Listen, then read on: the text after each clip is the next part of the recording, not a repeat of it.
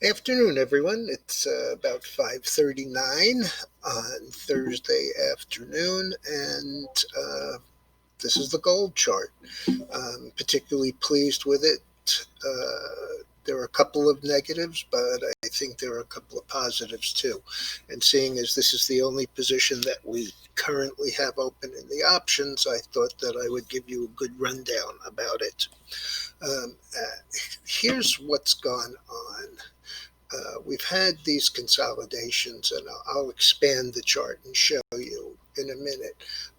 But what we had today was an inside day. That is a lower high and a higher low.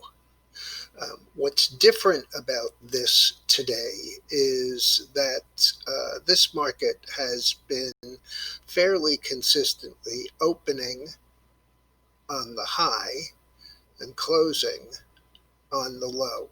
If you see these groups of lines, the one to the left is the open, the one to the right is the close. So yesterday we opened on the high and closed on the low. The day before we opened on the high and closed on the low. And the 2 days before we were basically unchanged. This was open on the high, closed the low. This was open and closed at roughly the same point. What I also have been concerned about is this little crossover of the 5 and 20-day moving averages. And I really wanted you to see this in a little closer detail. Uh, and this is the intraday. So basically, what we had was we had that big sell off. We had a sell off overnight. We came all the way down here yesterday to that 1690, and today we got all the way back up here to 1729, which is a pretty decent rally. I am expecting this to go higher, but let me just show you the longer term look at this. This is the weekly, and as you can see, we've had a rise, a consolidation, another little breakout. I mean, you can't really look at the difference between here and here as anything substantial until you look at the scale. This is 1500 where we broke out. Before we topped out and turned down with the rest of the market, we were up here at 1690. That's 192 points on a $1,500 commodity. That's a very solid 15-16%, which really is substantial. Now we're in this area, like I said, we closed in the middle of the range today, and this is for the week, so close for the week. We really didn't violate the downside. We really didn't break out to the upside. So, we're kind of neutral here. Now, what is not neutral, which has a major influence on this, and I've shown you the chart a half a dozen times in the last half a dozen days, is the US dollar. The US dollar continues to fall.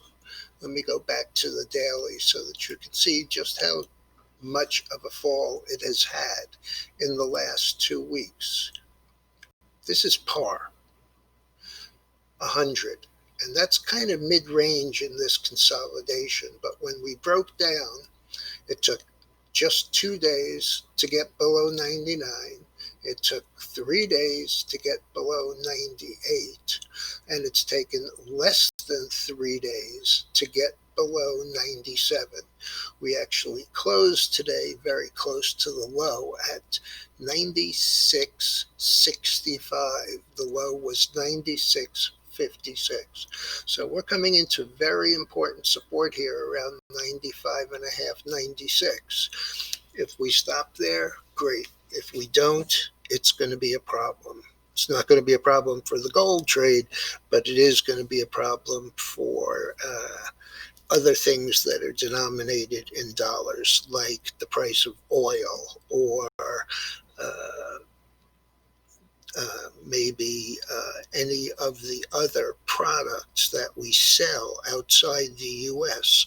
That'll be helpful for the companies that are doing that.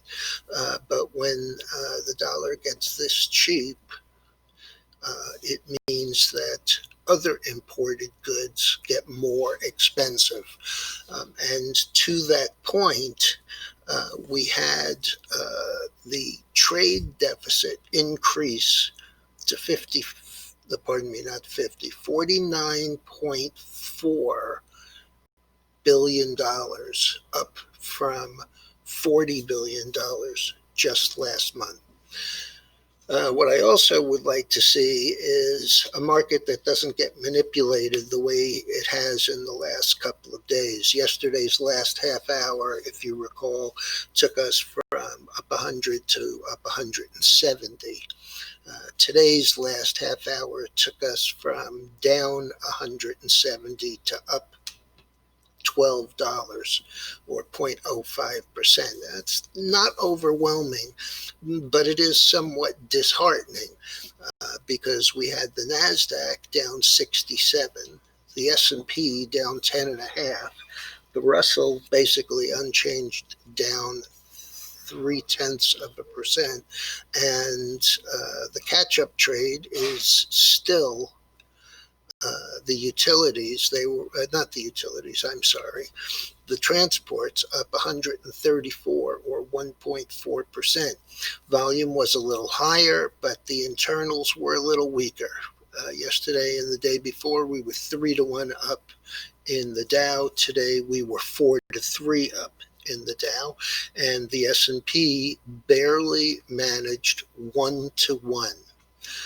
So as far as that, not so overwhelming. One of the big areas of excitement was travel related. American Airlines said that they were increasing their plans for summer flights.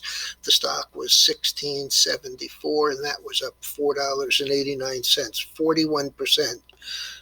It's still substantially down, so I don't have to remind everybody that when something goes down 50%, it has to go up 100% just to get even. Boeing was up $11 or 6.4%, and unfortunately, as good as that looks, it's still $280 below the high from before the break. Delta was up $3.91 or 13.7%. Southwest was up $1.72, 4.7%. The problem with LUV, of course, is that their entire fleet is 737 and 737 Maxes, so they don't have the use of that.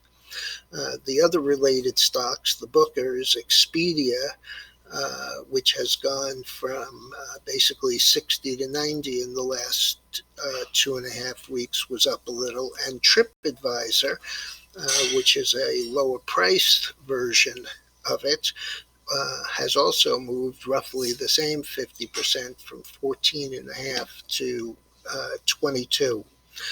On the earnings front, we had Smartsheet. They reported last night, and the stock finished the day today at 46.50, down 13.58 or 22%. They beat both earnings and revenues, but their second quarter billings were a little weaker than expected. Slack, the symbol for which is WORK, also beat both top and bottom. And the guidance, while good, evidently was not quite good enough.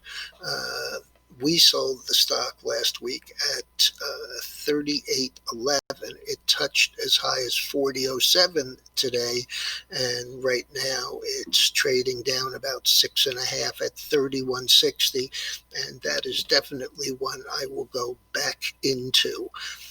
Broadcom, the symbol for which is AVGO. I know it's confusing, but that's what it is. They beat both top and bottom, and the stock had closed at 303, down 6 or just under 2%. It rallied up to 311, and then right before I got ready to make this video, it had sold off all the way to 298. The last trade was 299, so that's down about $4. Oil managed to close both on the upper end of the range and up on the day at 37.41, up 12.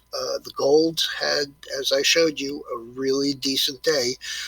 I would have rather have seen it not be an inside day, but it was still up $22.60, and it closed at 1727 with a range of 1698 to 1729, so way up towards the top of the range. Bitcoin continues to claw its way back from its big drop yesterday, and the bonds were down about 1.5 points, which is also unusual vis-a-vis the dollar. Usually lower bonds, which means higher interest rates, usually means an up dollar, not a dollar that's continuously falling. If you appreciate our work, please just hit the red subscribe button, and I'll be back to you tomorrow.